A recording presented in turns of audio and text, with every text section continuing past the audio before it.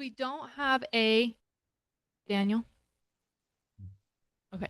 Since we don't have a quorum, we won't be doing any voting, so I'm not going to approve the minutes. We'll hold that till next time from the last meeting. But I know I've emailed this out.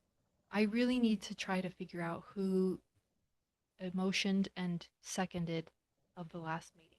Do we have the recording of the last meeting, Jody? I need to find, I tried to look for it. I just don't know if it's accessible online. I'm happy to look myself, but I need to figure out who motioned and seconded to close last meeting on March 24th. I didn't write it down. Oh, okay. I'll look. I'll try to find it.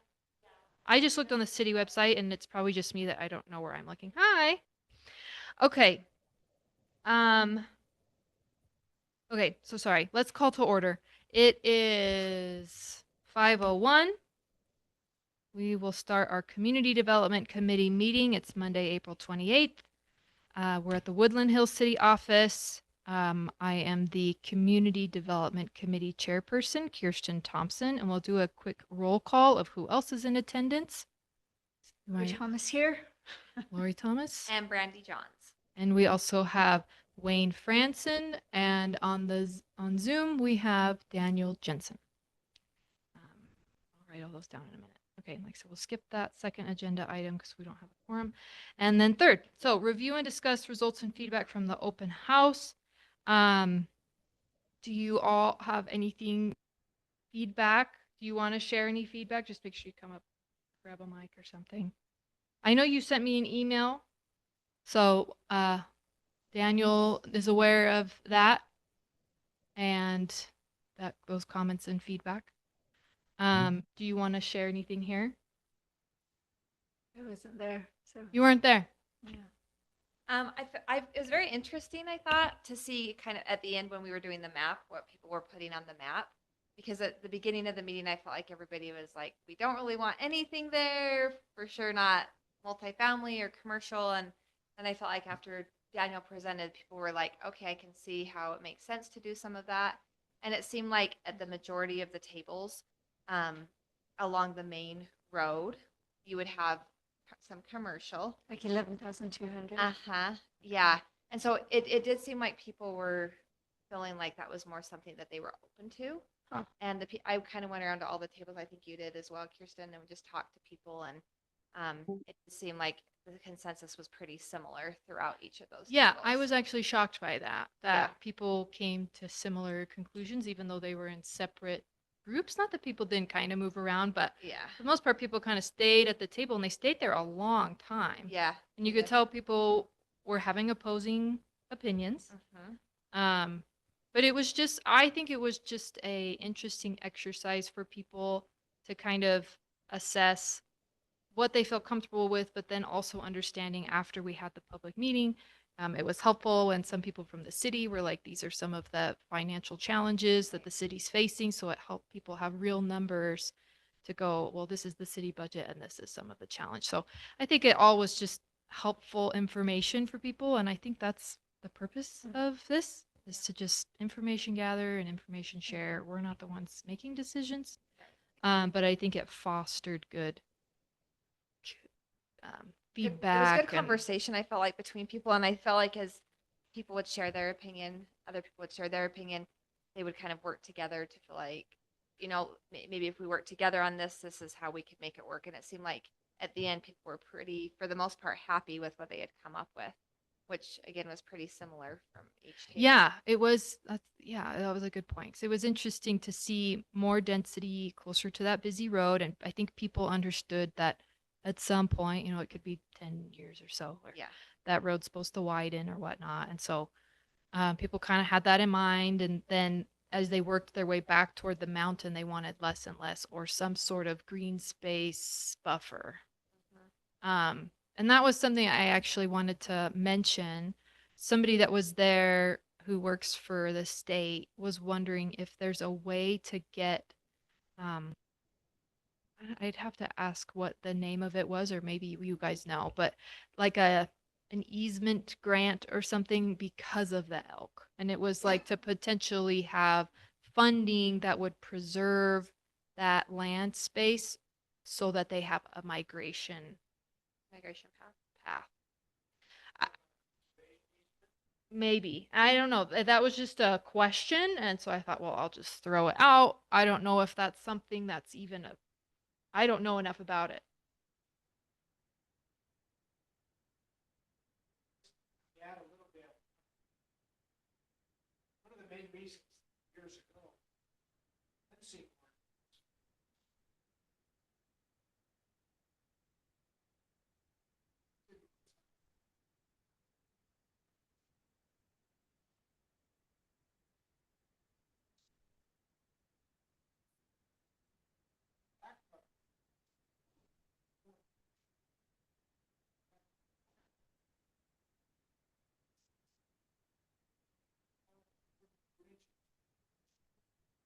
Hmm.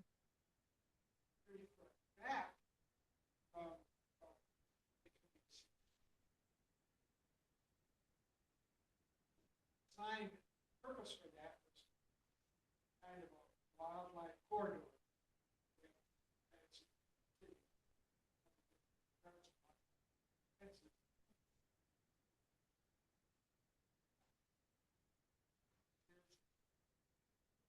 Kind of coexist. Designed that way. Yeah. Anyway, I don't know if you've seen lately, there are a lot of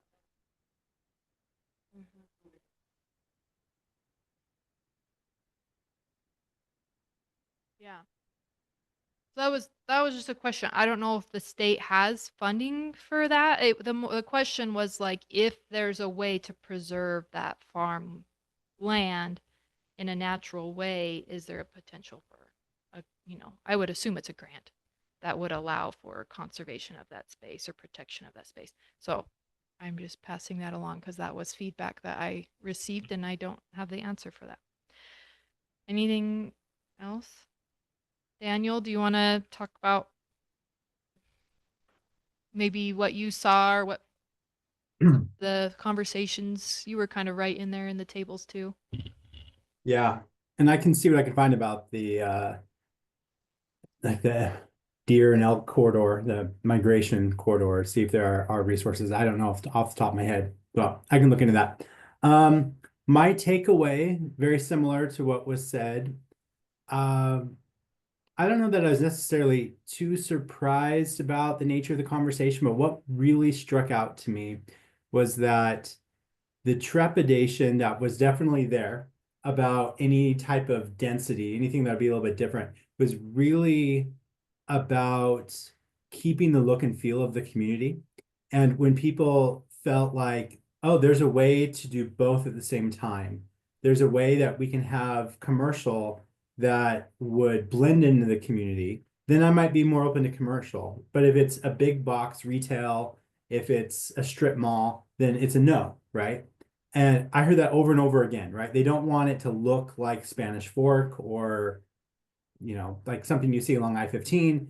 But if it was something that added to the environment architecturally from a site design standpoint, then people were more favorable, and it didn't seem like it mattered as much what it was, right? Like if it was a resort style commercial, like you see in Midway or something that architecturally people would be proud to have in their community that matched the architecture of some of the nicer homes that you'd see in Woodland Hills, then even though it's commercial or it's mixed use, they seem more fine with it. Or if it was housing that was, multifamily or denser, if they were upscale condos or something that architecturally was very pleasant, brought in some trails, looked nice, they would be happy to see that in their backyard, so to speak. That's what switched them from like a NIMBY to a YIMBY, I guess, right? From a no to a yes in my backyard. So it was less about the density and more about the design. And not every community is like that. So that really stood out.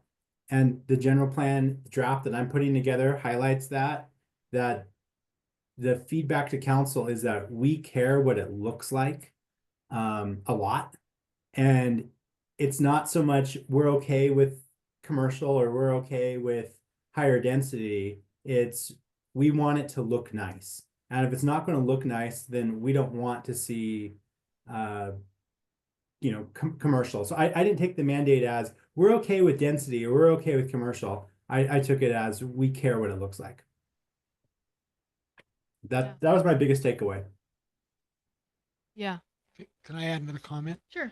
I was a little surprised that there weren't more people interested in commercial to help defray property taxes. Because as I mingled around and kind of got tied into one table or not there was quite a few comments like, I don't care so much for commercial. And the idea was, I think, keeping the atmosphere of the community more residential area rather than trying to introduce a commercial. And what Daniel said could very well be part of that, the look Yeah. of it. And I was a little surprised by it, but anyway. It seemed like though, and correct me if I'm wrong, on that main road and then closer to where that stake center building is now, not the church by the roundabout, but the other one, it seemed like people were open to some sort of limited commercial, very small space over there. Is that what you guys That's saw what on I some of took your it It's, to. tables? it's It was always like they been, that's wanted been it. the corridor there. there for commercial. Right, Yeah. 11 They didn't want it by the roundabout, maybe, but they wanted it like that side. Yeah. The very, yeah, exactly. That's what it felt like. Like, well, put it way over there by all those people. Also, a lot of feedback that if there were like parks and walking paths and stuff like that integrated throughout, that would really change their mind. The Like, younger people wanted wanted that. walking They did. And paths. the younger people also said 'Cause our they have kids don't have families. any friends to play with. So if it was higher density down there, then for us that would be great because then we would get more friends for our children. More families. And then if there were parks integrated as well, it'd be like a place that our children could hang out. So yeah, there was definitely differences depending on where The you were age in your group. phase of life. yes. Yeah. And I think a playground park in that lower area would be very beneficial. It would, yeah. We have a small one up there, but and those are difficult sometimes because the developer comes in and park doesn't pay him anything, Right. And so I'd like to see some element of that in the general plan because then that helps the city to move Negotiate. forward in that direction with the developer and maybe giving them a little bit more, allow them a little more density in exchange for a park there.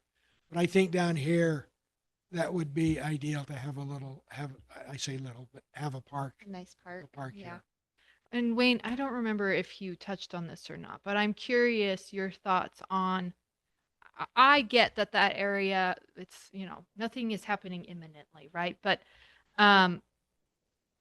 just considering future, do you like the idea of a PDU where the city can, require a certain amount of green space or, negotiate more, or would you rather just leave it more flex zone, not have stipulations and what's your opinion?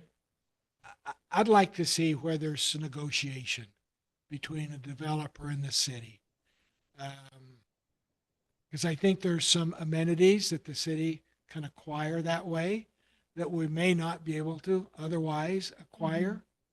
And I'd be willing to sacrifice houses being a little closer together, giving them, call it a density bonus in exchange for playground or walking paths or other things like that. So I think the city did a pretty good job. It was kind of new with all of Thousand Oaks and the PUD up there. We got the park because of that kind of thing up there. And so I think there's some advantages to having a PUD or some other kind of PDU. development agreement between the city and the developer as to working arrangements that way. So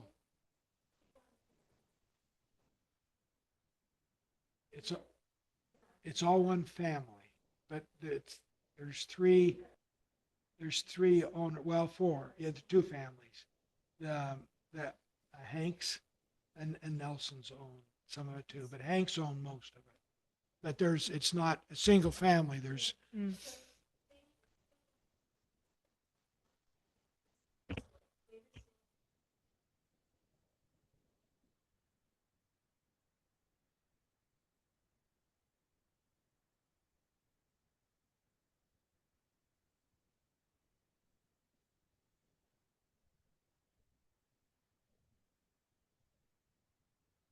yes. I would imagine. It's a challenge when one person doesn't own it all, Mm-hmm. but that can be part of a city plan. And if it's in the general plan, then that helps the city corral a developer, so to speak, and say, this is what we want. As you're considering how you want to develop that, we want connecting paths in there. We've got one over here, and we want this to connect to that. The city can, especially if it's in the general plan.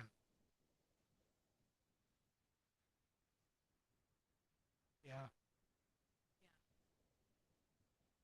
Yeah. And it's all dependent on those families and whether they hold on to them or not. But anyway, okay. Did you have anything else as a kind of result of that you wanted to share? And then we'll just make sure that it's sent to all the committee members who are absent today. Daniel? Yeah, so I have some maps that we can take a look at. Okay. So let's see, am I allowed to share my screen? Looks like it.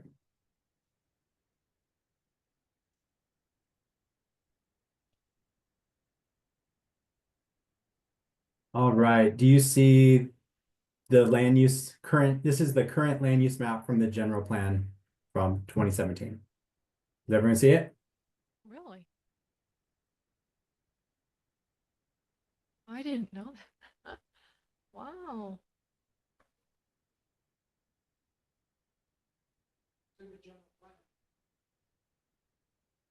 And I can't hear everyone's mic, so if anyone comments to me and I don't respond, that's why I apologize. If you don't know this off the top of your head, that's fine. Well, I guess I didn't notice it doesn't say high density. Is medium density an acre? Is that, if it's covering most of the city like that, I'd assume. So I think what happened here is whoever put the general plan together did this as a layer, maybe on PowerPoint. And this dark green right here is medium density. And this whole section is actually yellow, but it's set to like maybe 20% transparency. And because it's over a green background, it looks green, but this is actually yellow. So Okay. kind of deceiving. I think the idea is that all this yellow is, let's see if it says probably half acre or an acre and above. And then medium density, quarter acre lots or whatever right here. And then commercial, and then the 2 public facilities. And that's really it. So a very simple land use map. That's what's existing. So on the right here, this is your current zoning map. The zones represent various densities of single family residential for most all of them, right?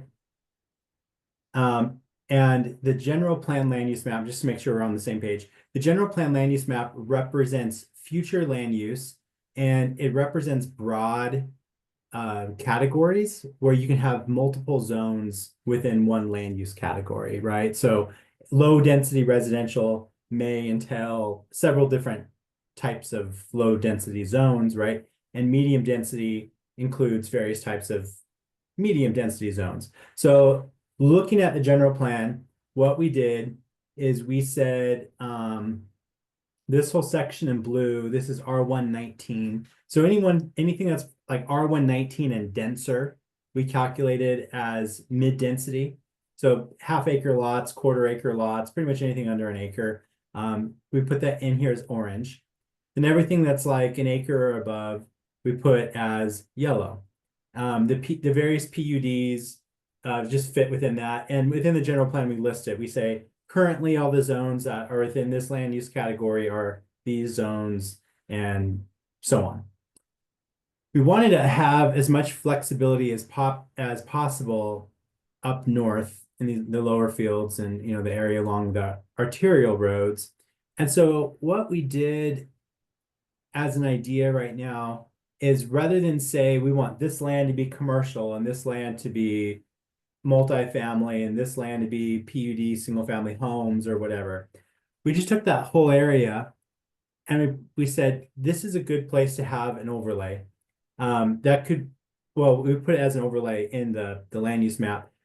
That could include a variety of different land use types. It could include a PUD. It could include a master planned community. It could include a zoning overlay, right? And the types of uses that could be allowed could include mixed use where there's commercial. It could include a mix of single family homes, like a PUD where we have a mix of lot sizes. So basically what we're doing is saying, council, you can decide at the time of a proposal, because we don't know what developers are going to propose. And kind of to what Wayne mentioned earlier, a developer is going to look at the general plan more than the zoning map and say, what are the future possibilities here? And we want to signal to developers that Woodland Hills is open to a variety of land use types, but in the general plan, it's going to outline what this overlay means. And we're going to say, we went through this planning process, we did the survey, people have concerns about density, people have concerns about commercial. What matters the most to people is the look and feel, the design, the architecture, trails, the site layout, what we get, density bonus, like what type of amenities we get. Maybe that is a public park, whatever it is. And you, developer, are going to need to work with council, and you're going to need to pitch a product that works for Woodland Hills. Products, right? This is not like one product, the whole area. So that's kind of based on the feedback that I got. The direction that I took it is Woodland Hills needs to be telling developers that we want creative solutions here. We want something really nice. We're open to mixed use. We're open to commercial. We're open to all sorts of things. We're open to high-end homes, right? We're open to what's going to make the most sense, but we need amenities. We need a layout that looks good, and we need good architecture. We want a nice product more than we care about the land use itself. So that's how I took it. Otherwise, I would need to come and say, like we did before, and say, this is where commercial would go. And that works. But then if we're wanting to modify it, then you'd have to go and modify the map. And right now we're not sure how big of a commercial area we'd want, right? And I wouldn't want a developer not to bring in a really nice mixed use product, or a really nice PUD or whatever it is, because the land use map doesn't accommodate it. So those are my thoughts on what I did, and I'm curious what you guys think. I was trying to think out of the box and try to match what I heard. As you know, the survey had very mixed results, right? I think with commercial, the two highest responses were they very strongly want it and they very strongly don't want it. Right here, right? And so because of that, there wasn't like a mandate one way or the other. So we're trying to accommodate the variety of opinions as much as possible. So I don't know. What are your thoughts? Well, anyways, welcome to share thoughts right now, but also, Daniel, you'll send this to everyone on the committee or me, and I can forward it. Mhm. And then this can be part of our continued discussion for our next also. Yeah. I think this would be something helpful to just let people review and return to, but I'm happy to hear any initial thoughts. I think flexibility is a good idea. As it gives a city a lot more options when the time comes to develop it. And things change, over time too. And I think your thought, Daniel, of giving developers an idea of what we're looking for instead of, okay, this is all just one zone, to give some flexibility to the developer and know that there may be some options there that's available to them that the city would be open to. I think that's an important message to send. I agree. I think that was smart. Any other thoughts? Is there a way with the overlay that you can require like certain percentages of certain things, like or require if there's an overlay, but there has through each development there has to be a trail running through it, or is it just like a just general overlay and the city council and everything? They're just the ones who make the decision when something's presented to them. Yeah, so this is the really neat thing about an overlay. With a zoning overlay, the council retains the maximum amount of discretion. So we can put the overarching ideas in the general plan. Now, for a developer to move forward, there would need to be an overlay zone in existence.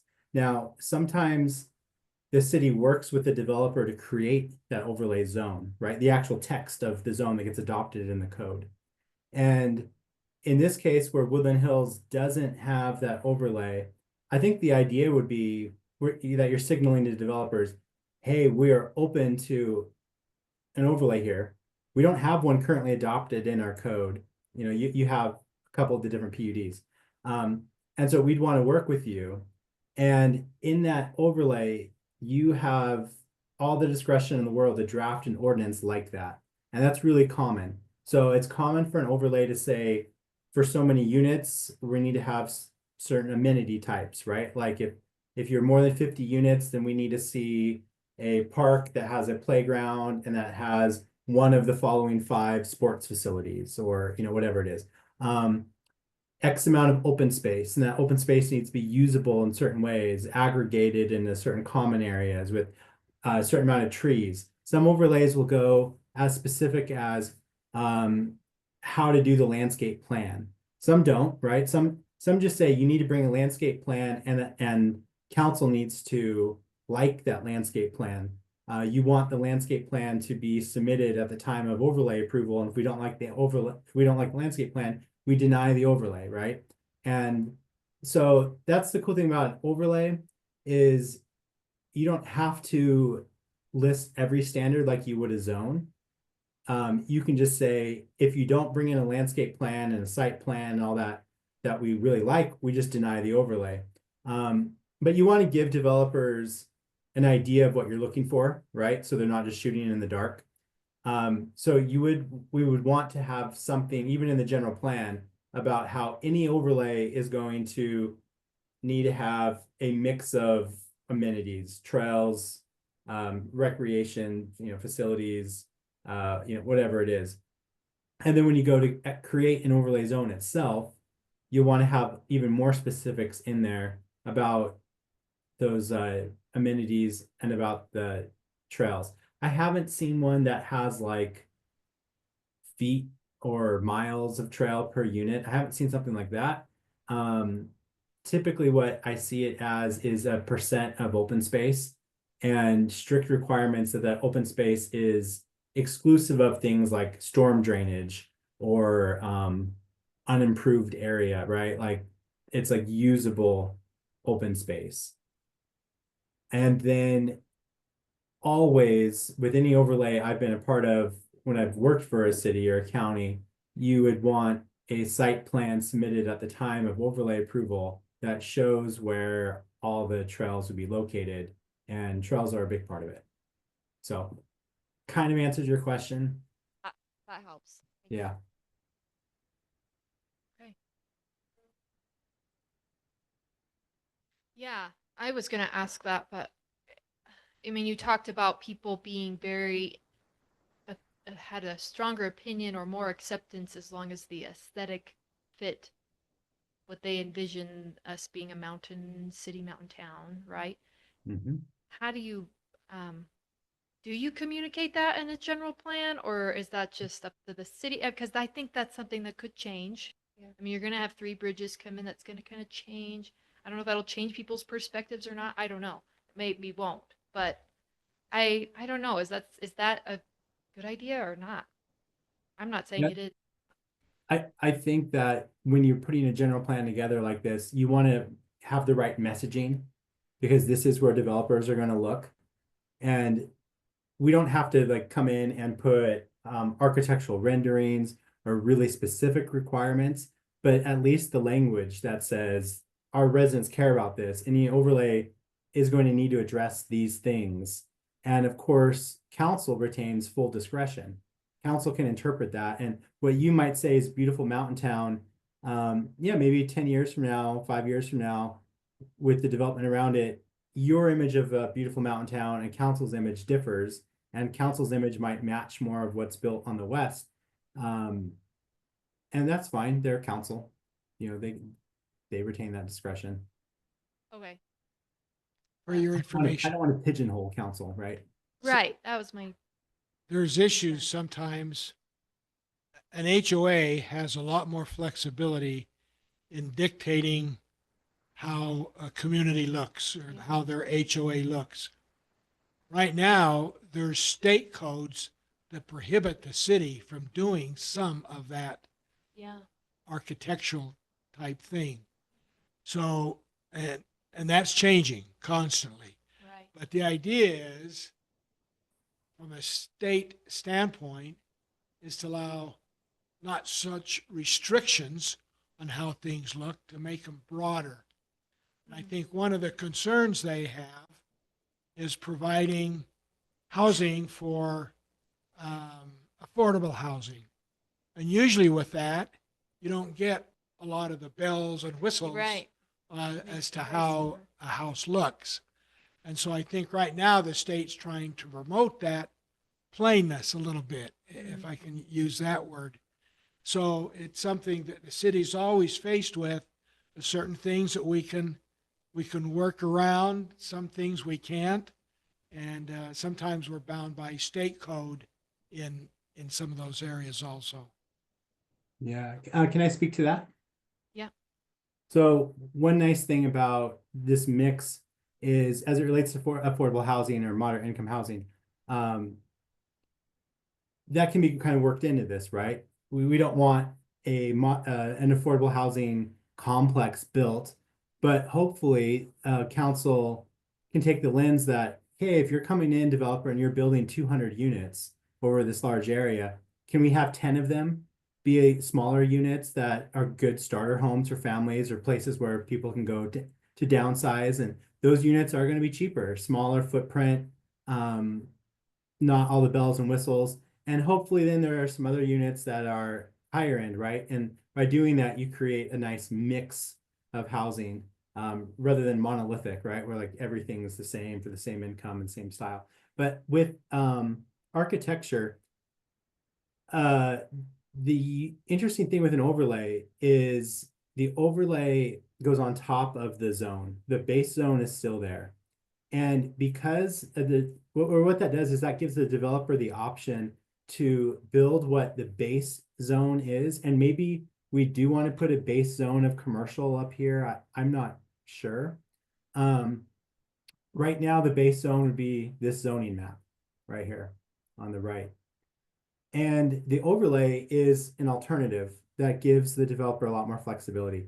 Because the overlay is an alternative, and because the city is not taking away a fundamental property right if they were to deny the overlay, because the developer still has this right to do the base zone, state code gives the council incredibly broad discretion in designing, in approving the overlay.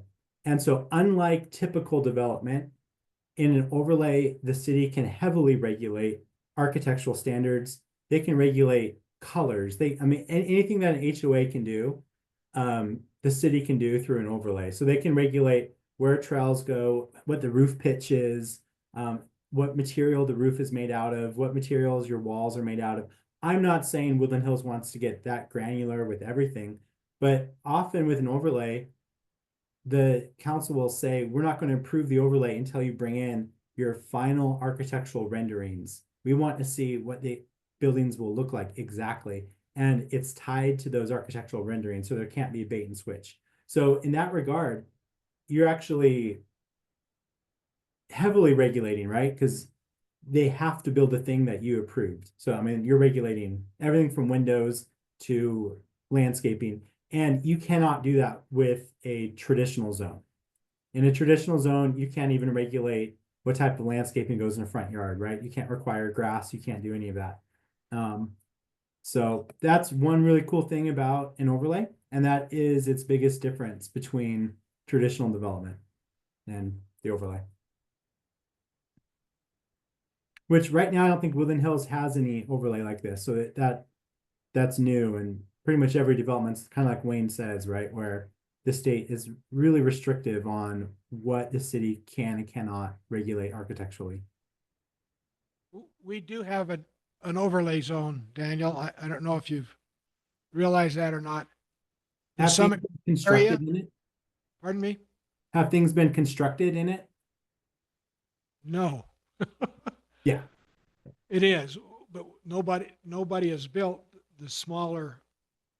We have an overlay zone there, and it allows for a fourplex together with common walls. Mhm. And so there's maybe 2 lots taken up instead of 4 lots in putting that fourplex in there. But so far, Summer Creek hasn't built any fourplexes. But there is an overlay for that built into the process. Mhm. So just be aware of that. Mhm. Interesting. Okay. Okay. Unless there's any other comments, we'll move on from that one. And then just wanted to discuss a next meeting date. I will be out of town at the end of May, and it's also Memorial Day. So we probably shouldn't meet then anyway. So our meeting would have been May 26th, Monday, May 26th. But since that's Memorial Day, I am wondering, and since so many couldn't attend this one, if we can do May 12th, 5 p.m. This isn't something we'll vote on, but I would be interested to hear if you all could potentially attend, and I'll throw it out to the committee before I make any final notice.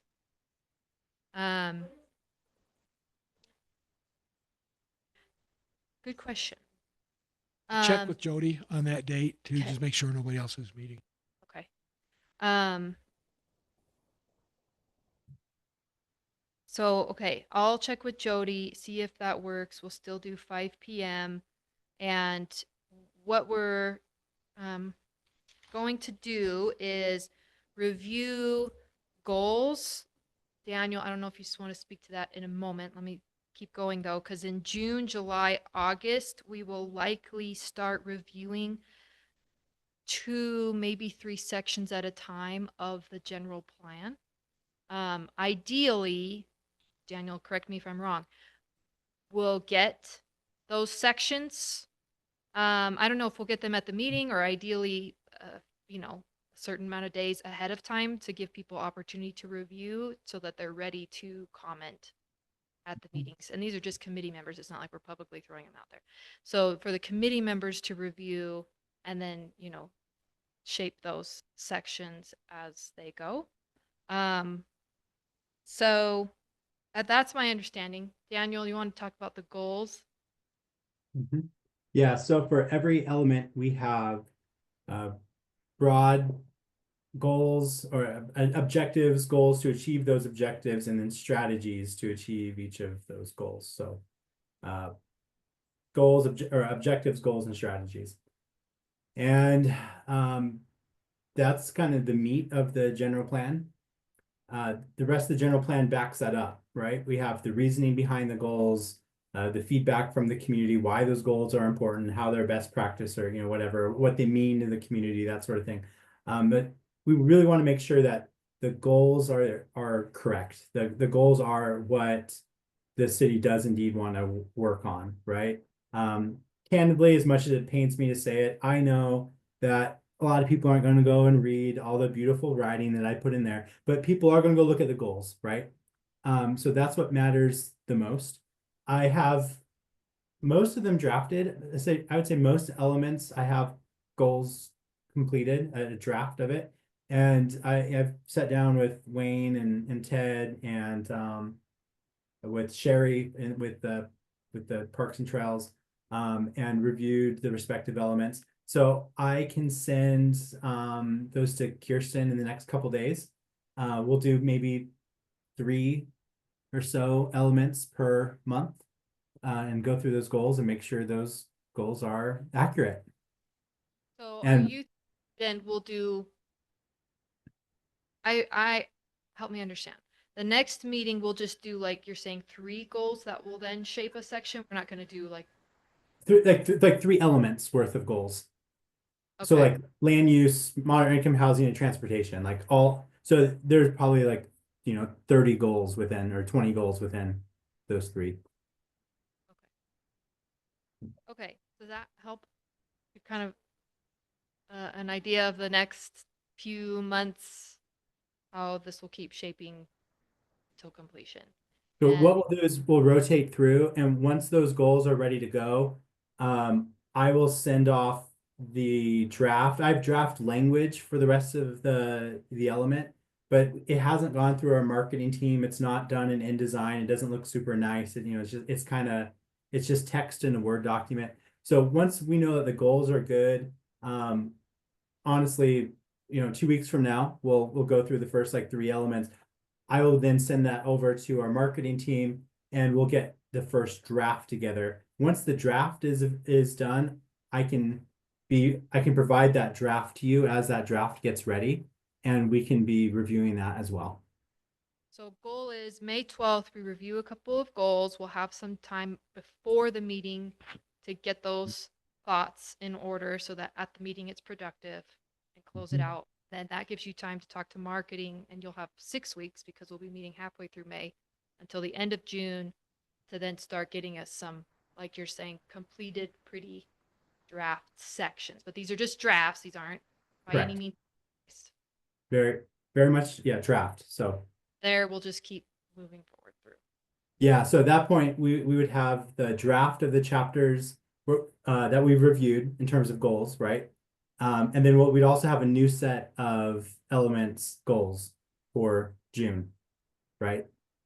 So hopefully in June, I can come back and say, hey, we have 2 to 3 elements that are pretty and done. We also want to keep moving forward on the review of goals. And so that at that point, we bring in maybe Parks and Trails goals and natural resources goals, right? And we look at those in June. And we just kind of do this rolling basis until we've gone through the full general plan. Okay. All right. Well, I will check on the May 12th date and on the June there's 5 Mondays in June, so I put June 23rd, the 4th Monday. And then July would be July 28th. I will be out of town that day. So maybe we address that down the road if we want to move it or not. I might as well, but yeah, we can address that later. Okay. Okay. Well, if there's no other discussion, then I motion to adjourn. Yeah. Okay, I gotta write that down this time. Thank you, Daniel. Okay. Good to see you all. Good to see you.